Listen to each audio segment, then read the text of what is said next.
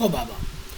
उसके बाद हम जो तीसरा डिसऑर्डर पढ़ते हैं कार्डियोवैस्कुलर सीवीडी का, वो है एथेरोस्क्लेरोसिस। एथेरोस्क्लेरोसिस, एथ्रो बोलो आर्थरोस्क्लेरोसिस बोलो, कोई फ़र्क नहीं पड़ता। अलबत् आर्थ्रो जो हम कहते हैं वो आर्टरीज को कहते हैं, स्क्लेरोसिस हम कहते हैं हार्डनेस को। Hardness of arteries are called atherosclerosis.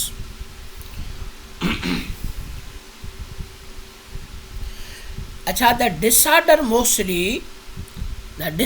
mostly found in blood vessels. ये जो डिसऑर्डर होता है वो मोस्टली ब्लड वेसल्स के अंदर होता है। In this condition arteries become harden. इस कंडीशन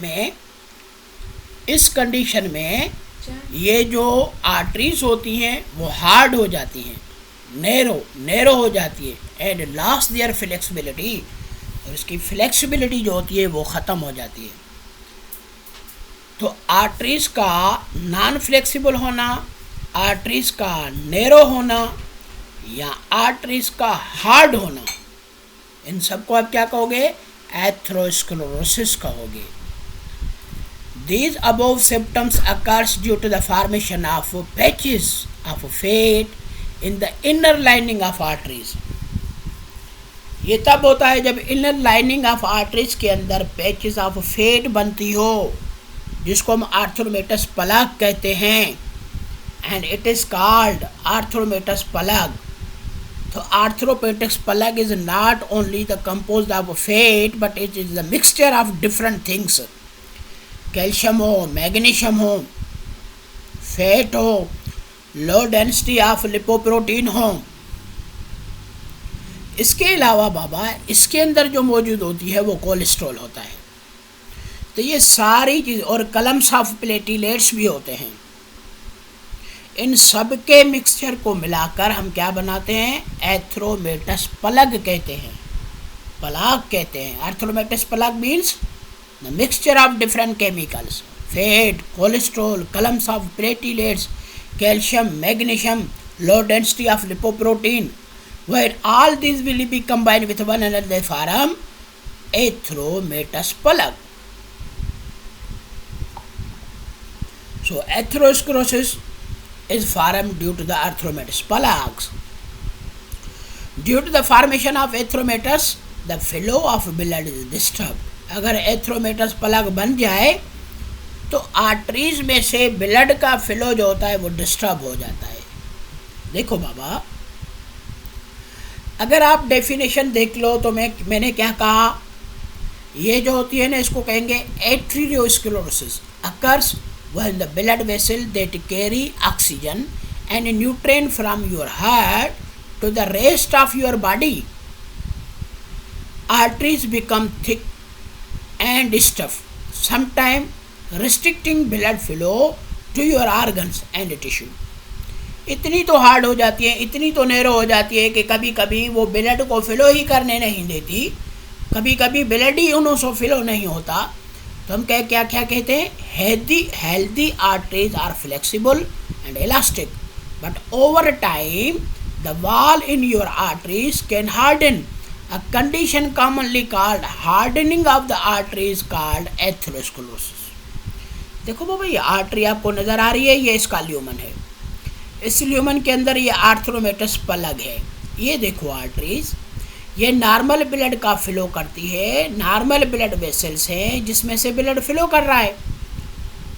मगर जब ये ब्लॉक्ड ऑफ आर्टरी होती है जिसको हम एथेरोस्क्लेरोसिस कहते हैं, तो इसके अंदर fat, columns of platelets, lipoprotein, cholesterol वगैरह जब डिपॉजिट हो जाए तो ब्लड वेसल की साइज़ जो होती है वो नैरो हो जाती है, वो हार्ड हो जाती है, तो ब्लड के फ्लो के अंदर डिस्टर्बेंस होती है। तो ऐसी कंडीशन जिसमें ब्लड के फ्लो को डिस्टर्बेंस होती हो उसको हम एथेरोस्क्लेरोसिस कहते हैं। किसकी बुनियाद पर होती है? एथेरोमेटस प्लग की बुनियाद पर। अच्छा, इसको देख लो, हम कहेंगे कि atherosclerosis specific type of atherosclerosis. but the terms are sometimes used interchangeably. Atherosclerosis refers to the buildup of fats, cholesterol and other substance in and on your artery walls, जिसको आप क्या कहोगे, प्लग्स, आर्थरोमेटिस प्लग. वो क्या करते हैं, which can restrict the blood flow, वो blood के फ्लो की रिस्ट्रिक्शन बढ़ा देती है. These plugs can burst triggering a blood clot, although atherosclerosis is often considered as a heart problem. It can affect arteries anywhere in your body. ये body की किसी भी आर्टरी के ऊपर होता है. हर वो ब्लड वेसल जो ऑक्सीजन और न्यूट्रिएंट लेके जाए, जब उसके अंदर प्लग आ जाती है तो फ्लो ऑफ ब्लड के अंदर डिस्टर्बेंस होती है. अच्छा, atherosclerosis usually is preventable and is treatable. इसको कंट्रोल किया जा सकता है एंजियोप्लास्टी के ज़रिए या किसी भी टेक्निक के ज़रिए. आर्टरीज में से एंजियोलॉजिस्ट जो होते हैं वो आर्टरीज में से इस प्लग को निकाल लेते हैं. आप देखो बाबा, ये नॉर्मल ब्लड वेसल है, आर्टरी है जिसके अंदर ब्लड के फ्लो की कोई डिस्टर्बेंस नहीं है. ये टाइम टू टाइम इसके अंदर डिपोजिशन होती रहती है और डिपोजिशन होने से ये ल्यूमन कम होता जा रहा है. इसके अंदर देखोगे तो पूरा का पूरा ल्यूमन जैसे कि ब्लॉक हो गया है. तो ये आर्टरी हार्ड हो गई, ना कॉन्ट्रैक्ट करेगी ना रिलैक्स करेगी, यानी वीजो डायलेशन और वीजो कंस्ट्रक्शन ना होती है. तो इस हार्डनेस ऑफ आर्टरी का नाम आप ये कहोगे एथेरोस्क्लेरोसिस है. अच्छा, एथेरोस्क्लेरोसिस के टाइप भी होते हैं. आप देखोगे द टाइप्स ऑफ एथेरोस्क्लेरोसिस कौन से होते हैं. Atherosclerosis can occur anywhere in your body including the heart, the legs and the kidney. तो कहीं पर भी किसी भी आर्टरी की, किसी भी आर्गन के आर्टरी के हार्डनेस को आप एथेरोस्क्लेरोसिस कहोगे. चाहे वो आर्टरी हार्ट की हो, कोरोनरी आर्टरी हो, चाहे वो इलियक आर्टरी हो, चाहे वो रेनल आर्टरी हो. इस तरह बहुत सारी बॉडी की आर्टरीज होती हैं. किसी भी आर्टरी को आप पढ़ सकते हो. तो हम कहेंगे कि कोई भी आर्टरी अगर ब्लॉक हो जाए तो आप इसको कहोगे एथेरोस्क्लेरोसिस है, मगर उसको पर्टिकुलर नाम दोगे.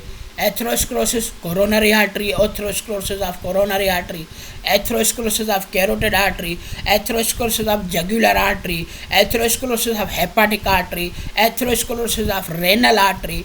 तो किसी भी आर्टरी के ब्लॉक होने को आप एथेरोस्क्लेरोसिस कहोगे. कोरोनरी आर्टरी डिजीज होती है तो दिस कंडीशन अकर वो है the coronary arteries of the heart become hard. The coronary arteries are blood vessel that provide the heart muscle tissues with oxygen and blood. Plug prevent the blood flow to the heart. अब इसको क्या कहोगे, कहोगे coronary artery का atherosclerosis है, क्योंकि coronary artery वो artery होती है जो हार्ट को, कोरोनरी आर्टरीज जो होती हैं ये हार्ट के मसल्स को ऑक्सीजन प्रोवाइड करती हैं, न्यूट्रिएंट प्रोवाइड करती हैं. अगर ये ब्लॉक हो जाए तो ब्लॉक हो जाने की सूरत पर हार्ट के मसल को ऑक्सीजन और न्यूट्रिएंट नहीं मिलती तो आप इसको क्या कहोगे एथेरोस्क्लेरोसिस. मगर किसके अंदर, कोरोनरी आर्टरी डिजीज. अच्छा, कैरोटिड आर्टरी, कैरोटिड आपने पढ़ी है. The carotid arteries are found in your neck and supply the blood to your brain. यानी ये नेक में होती है और upper part of the body की तरफ ब्लड को लेके जाती है. दीज आर्टरीज में be compromised if plug build up in their walls. The lack of circulation may cause the disease of blood and oxygen or decrease of blood and oxygen to the brain tissue and cells.